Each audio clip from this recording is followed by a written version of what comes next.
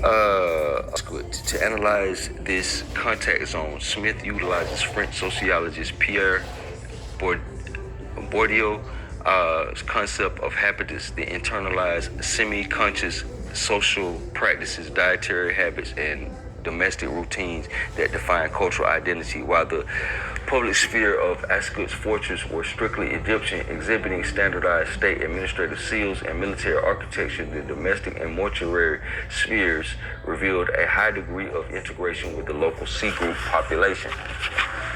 All right. The domestic entanglement is demonstrated by petroglyphs, petrographic use, alteration, and organic residue analysis of cooking vessels recovered from the fortress quarters, while the storage jars and serving vessels were standard wheel-made Egyptian wares. The cooking pots were almost exclusively local handmade C group vessels, indicating that the local Nubian women were integrated into the domestic households of the Egyptian garrison through marriage and cohabitation. Okay. Furthermore, the bioarchaeological studies of skeletal remains from the frontier cemeteries reveal variations of strontium isotope ratios. The local geology of Nile Valley imparts a distinct isotope signature to the groundwater and food supply, which is permanently recorded in human tooth enamel during childhood. The strontium values of Tumbos and Ascot indicate that some individuals were buried with local Nubian grave goods were actually raised in Egypt, while others buried in Egyptian sarcophagi were of local Nubian origin. This biometric data proves that individuals could assume different social and ethnic identities in life and death, navigating a highly fluid hybrid cultural landscape.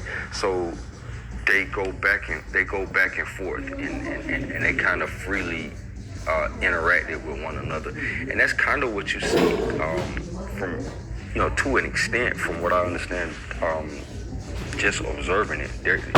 It's kind of like that now.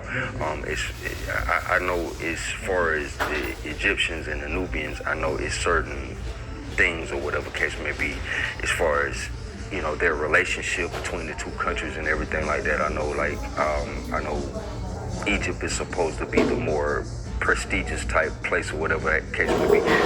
They're supposed to have access to things that I know a lot of the Nubians may not have access to. It's kind of kept, it's kind of perceived as a more rural type of place or whatever case may be. I know, Nubia or whatever case may be. You see what I'm saying? So it's a bit of a dichotomy, but you can travel between the two places or whatever and interact between the two places, or people in that region. The Meije and the Pan grave culture. During this period, a highly mobile nomadic group known as the Meije emerged from the Egyptian desert. Renowned for their skill as archers, the Meije were recruited in large numbers by the Egyptian military, eventually serving as elite border guards and internal police forces. In the archaeological record of Lower Nubia and southern Egypt, the Meije are identified as the Pangrave culture. The Pangrave culture, documented extensively at SJE sites such as Site 47, was characterized by unique mortuary practices. Pan-shaped grave tomb consisted of shallow circular pits, distinct from the deeper shafts, painted animal skulls, shells, and faience beads. Okay, so that's kind of getting into the solar lunar thing, or the Middle Kingdom kind of aspect or whatever. They equate the Meije with that. All right, so when we get into the solar phase, the New Kingdom colonization, the classic kingdom of Kerma and the underworld of Amenta.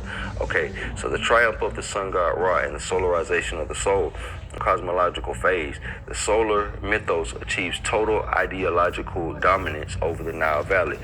The focus of religious consciousness shifted from the northern circumpolar stars, that's the stellar phase, to the daily path of the sun god Ra, or Atum Horus, across the sky and through the subterranean underworld of Amenta. That's the New Kingdom. The stars were no longer viewed as independent eternal deities. Instead, they were understood to be the tiers of... Excuse me, let me let me butt in there. You're doing a great job with your information. I did want to touch on something real quick, if I can get a word in. Like I said, you're doing a wonderful job and really, really great watchman. Wanted to show this here.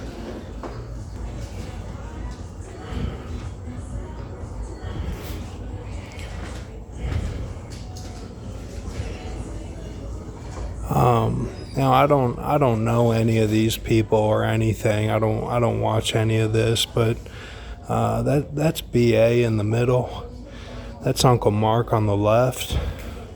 That's little Riley on the left next to Mark, and that's trying to get the 6-2 on the far left. And then on the right is Ben V, and Casey's next to him, Enter the Stars. And then Ali Flath is on the far right. And this is the setup of this 85 show. That's all I know.